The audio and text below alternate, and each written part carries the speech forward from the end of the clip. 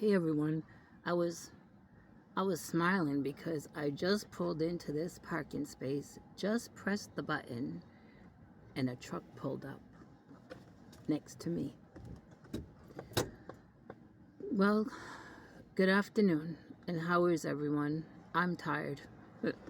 uh, Yesterday wasn't really a busy day, but I think why I'm feeling so tired is that new inhaler.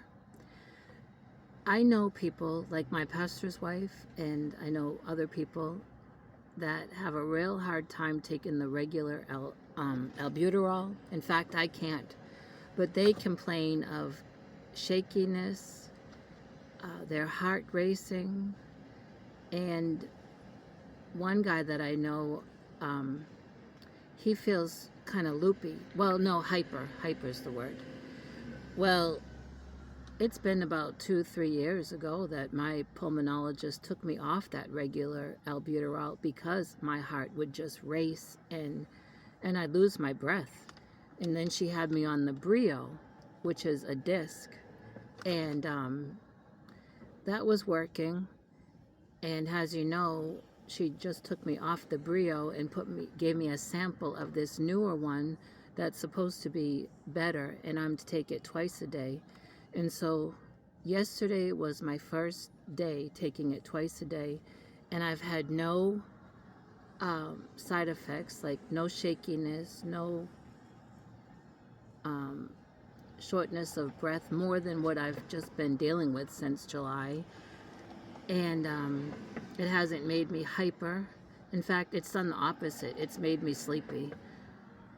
I went to, well, yesterday I had that meetup with my subscribers that have become friends, and that was very nice. It wasn't very long because they were on their way to go do something else, but it was nice to sit down and visit with them, talk about things, and they treated me to a delicious unsweet iced tea as a belated birthday gift, and gave me a gift bag with birthday gifts that I'm going to do a video on. I was so surprised about that.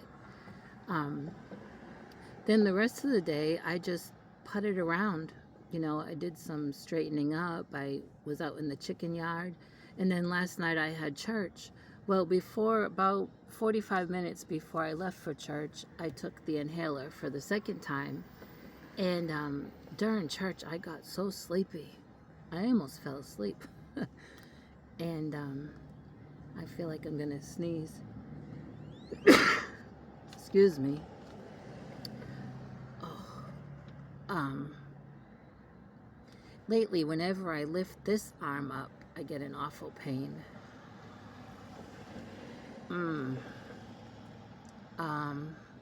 Then this morning, I took the inhaler, and I've been to the laundromat. Then I've been home to put clothes up and tend to all the animals.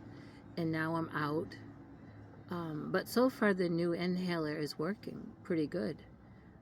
Oh, and yesterday on my way to church, well, let me say a couple hours before I was getting ready for church, I thought I'm going to look on Facebook Marketplace. I'm looking for a 4-cup or 5-cup,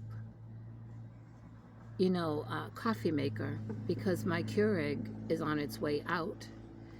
And I don't want to spend, $25, $30 or more on a Keurig.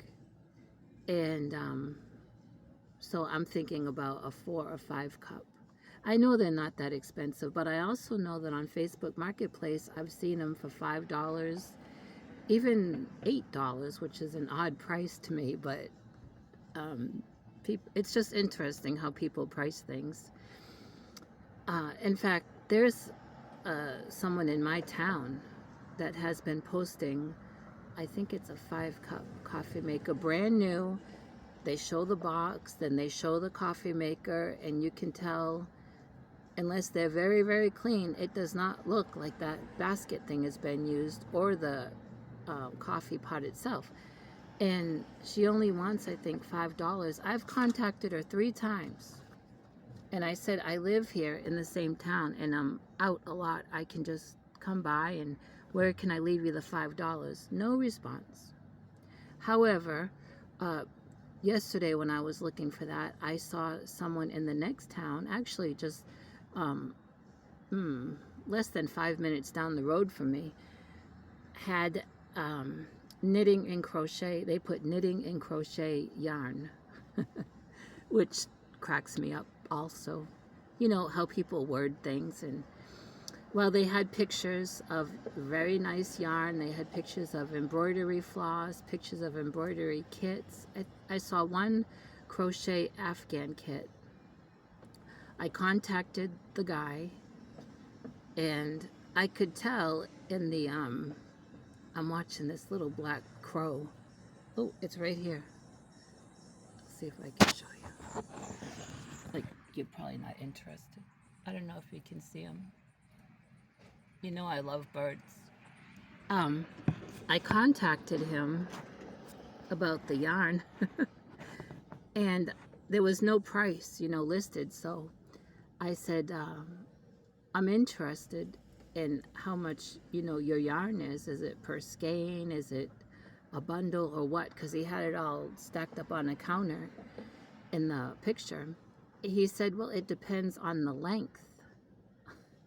And I thought, I've never bought yarn by the length. So he must be selling it by the yardage, which I go by ounces. And these looked like full skeins. And I said, oh, I've never purchased yarn by the length. And so I thought, maybe he thinks I'm talking about the embroidery floss. So I messaged back. I said, well, I'm talking about your yarn that's in the first picture, the second picture, and the third picture, the skeins. Because now I'm figuring he doesn't know anything about yarn. Then I'm wondering, am I dealing with maybe a teenager? I don't know. So not to say teenagers aren't brilliant. That didn't sound right. But anyway, so then he says, well, I guess he looked back at his post and he said, well, some of those are, they start at $2.50 and go up to $6. So I thought, And he told me what school they lived by. And I was actually heading into that. It's a huge subdivision. In fact, I think it takes over, well, anyway, it's just huge. And I was actually heading into that subdivision to bring my landlord's mother, that yellow baby blanket that she commissioned me to make. But my subscriber friend offered to make it for me because during that time my hands were really, really bad and needed a rest. And so anyway, I was heading through that subdivision on my way to church to drop off the baby blanket. And I let this man know that I'm heading into your subdivision on my way to church. Could I pop in and just check out your yarn? And he said, sure. So I went in. Very nice family, very nice. They're selling their house, so he was pointing out furniture that's for sale. And his father was a doctor in Saudi Arabia and brought back several Persian rugs, which were beautiful. And he was offering those to me to buy, but I was there for the yarn. So I was looking through the yarn, and well, I posted on my community tab, but I'll show you since I still have it here. I got this cotton Lily Sugar and Cream. Look at that, brand new. That one. This one, and don't those colors go good? And this one, all three colors go good. $2.50 each. I grabbed those up. He had another one that was blue and white, and it didn't look like a full thing, but I'm actually going back there today to buy that one. And I looked at the other yarn. He had a lot of, there was a lot of yarn from Hobby Lobby. I love this yarn, from when they had the clearance. And he had another yarn that I might buy today. I think it's from Hobby Lobby and must be discontinued. I've never seen that name, that colorway before. I'm thinking it said butter something. If I decide to get it, of course, I'll show you. But what a deal. Now, I'm thinking these two together will make a wonderful market bag. I know that there's so many tutorials and things for market bags, and I've made many market bags in the past. I have one or two at home somewhere that I ought to dig out to show you.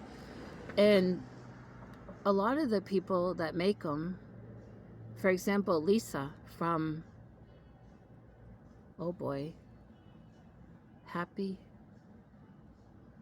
Hooked, maybe? Happy Hook. I should know because I've followed her for years and I'm part of her Facebook. But she was on a market bag roll for a while, and she doesn't double her cotton. But when I make mine, I always like to double them. But don't these colors go good? In the yellow too. Now the yellow, I bought this for my friend that I met up with yesterday, her and her husband I met up with. Well, she has been making soap sacks. Do you remember last year, I think it was, when I auctioned off that red, white, and blue chevron or ripple blanket that I had made? And I wanted to sell it, but one of my subscribers suggested, why not do an auction? And I did the auction, and one of my subscribers from California won, but she wanted me to find a charity to donate it to. And so I found a local veterans place, and I called them up and told them about it, and they said, sure, bring it up. And so I brought it over there, and I told them that I made it, but I had an auction. The person that won is in California, and they wanted me to donate it to a charity or to an organization. And so they were so pleased to get it, and my subscriber that won it was so pleased, and I did a video on that. I think I showed the building. Well, my friend that I met up with yesterday, she's been making soap sacks, and she's already brought a bunch to that same veterans place to donate. Her husband served in the military. I forget which branch, but we talked about it a little bit yesterday. And so I'm thinking I want to give her this. This is a nice, happy color. And in fact, when I go today to buy the blue and white one, that I'm buying for her too. And so, because she has been, ever since she dropped off the first batch of soap sacks, she's been just making more. And she's going to be donating them, I think, in December. So, I mean, that's something I could ask if anyone in your spare time and had some spare cotton wanted to make soap sacks. Any pattern, there's so many patterns, but they're just very easy. If you wanted to make any and mail them to me, I will give them to her, and you know, she will be donating them there, and I'll get pictures and everything. That's just something I thought of to ask you. But there's so many crochet alongs, make alongs, fundraisers within our community. I didn't really want to ask if anyone wanted to make and donate soap sacks, but since I'm talking about it, I'm just throwing it out there. You've been so good to me already, let me tell you. Sending me squares and postcards and Happy Mail and PayPal, which I'm getting real close to being able to get the phone and the hard case. Thank you. Thank you, Jesus, first of all, right? Because God owns it all. And then thank all of you for everything that you do, not just for me, but things you do for people around you, things you do in our Yarny community. Okay, I got all that out. Now, I have been on the phone while I was at the laundromat. I got my planner here, and this, both pages of September, and you can see it's filling up. I got my breathing test scheduled for the 19th, and then on the 21st, I go to see the orthopedic doctor because I'm sure he's going to want his own x-rays of this left shoulder and all of that. And so, and there's already appointments for next month. So I'm so thankful, let me tell you. I mean, I can't express how thankful. It may not appear that I'm thankful, but God knows. I am so thankful that I have a car, first of all. And then I'm so thankful that God has seen fit to connect me with a mobile mechanic through another friend. And now he's become a friend of mine, and he can be trusted. He's reliable. He's fair. And he got my car running because where I live, there's no public transportation. There isn't. And also, I wouldn't be able to afford Uber from where I live 22 miles down into Plano where my doctors are and then back. So I'm thankful that the car is running. I'm thankful for so much. I'm telling you, my heart just... There's an old songbook song that says, "My thanks to him." That's the name of it. And it talks about how if we were to live 1,000 years, it says, if I should live 1,000 years below, I never could. Well, I can't remember all the words, but I have that songbook.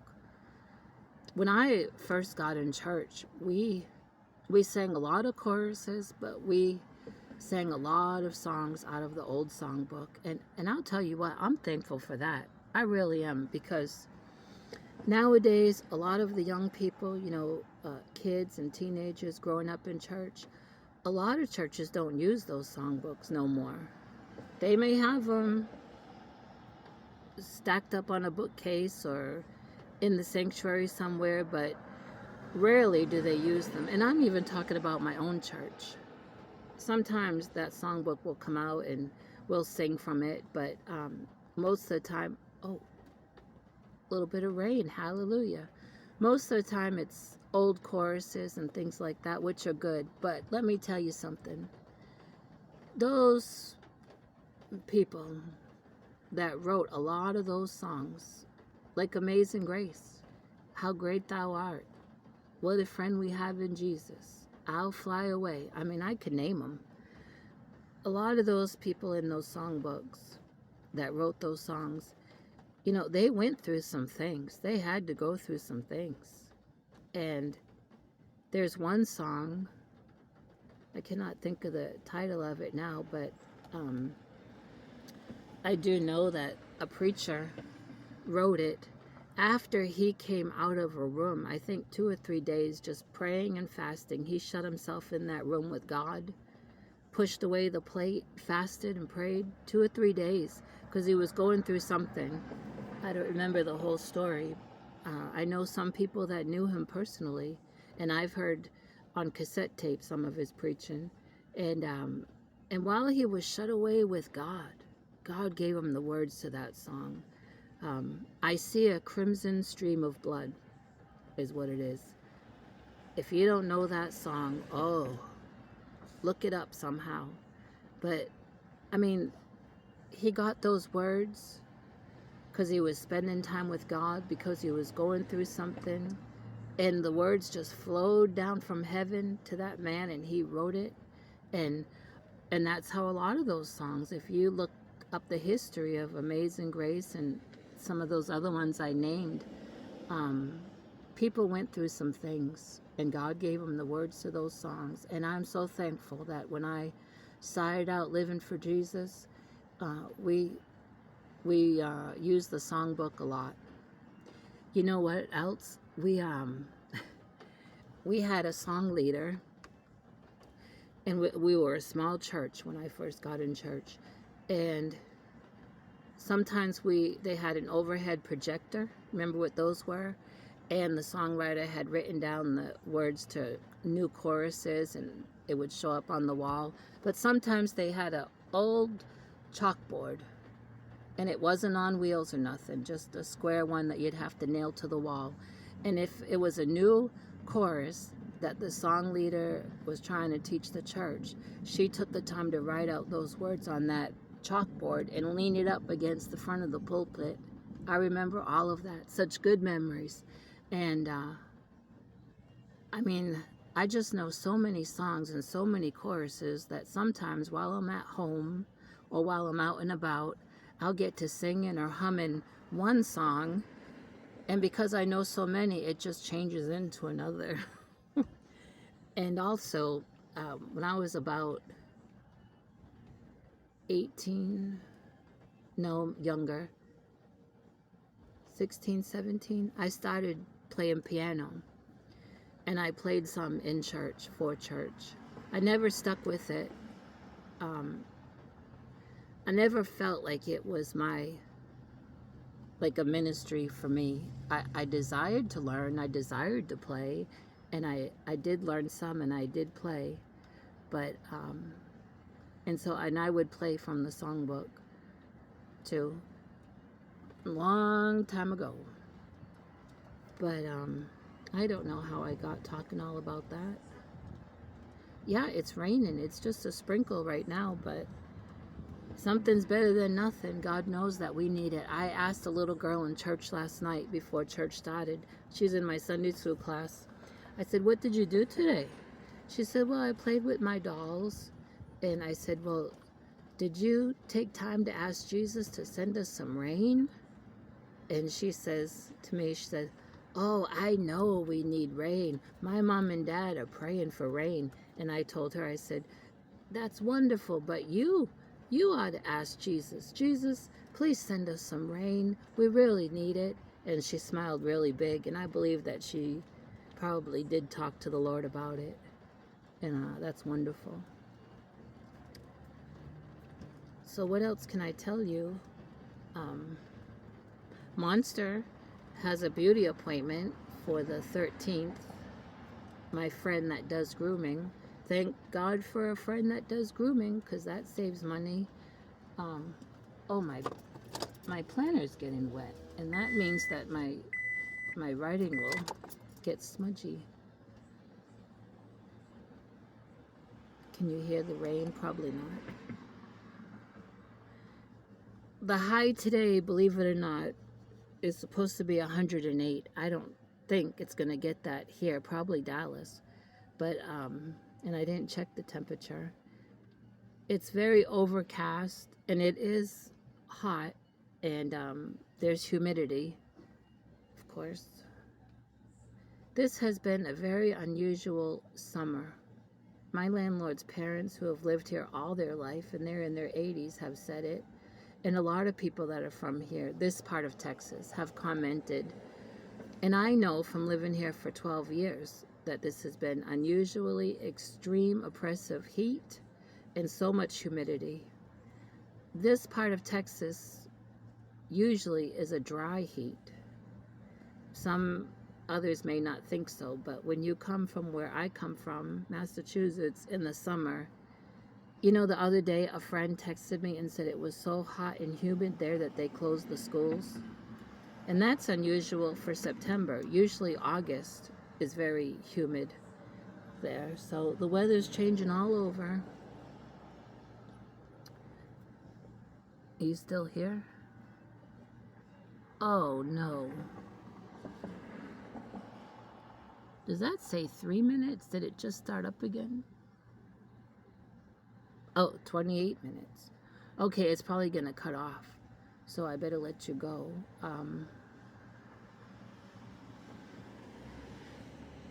The man did say that that blue and white cotton is still available, and I'm supposed to go over there around 3.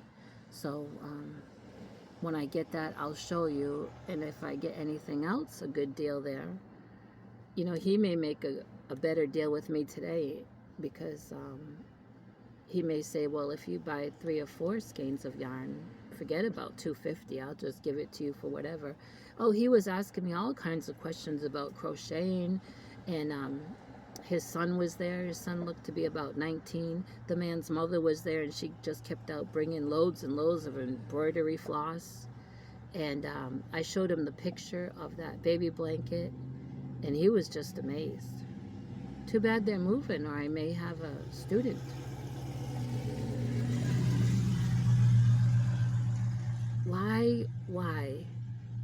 do you want your vehicle to have such a loud exhaust? Why? Okay, I'm gonna go.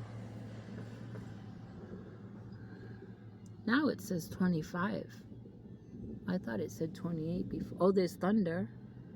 We might get a very good downpour, which we need.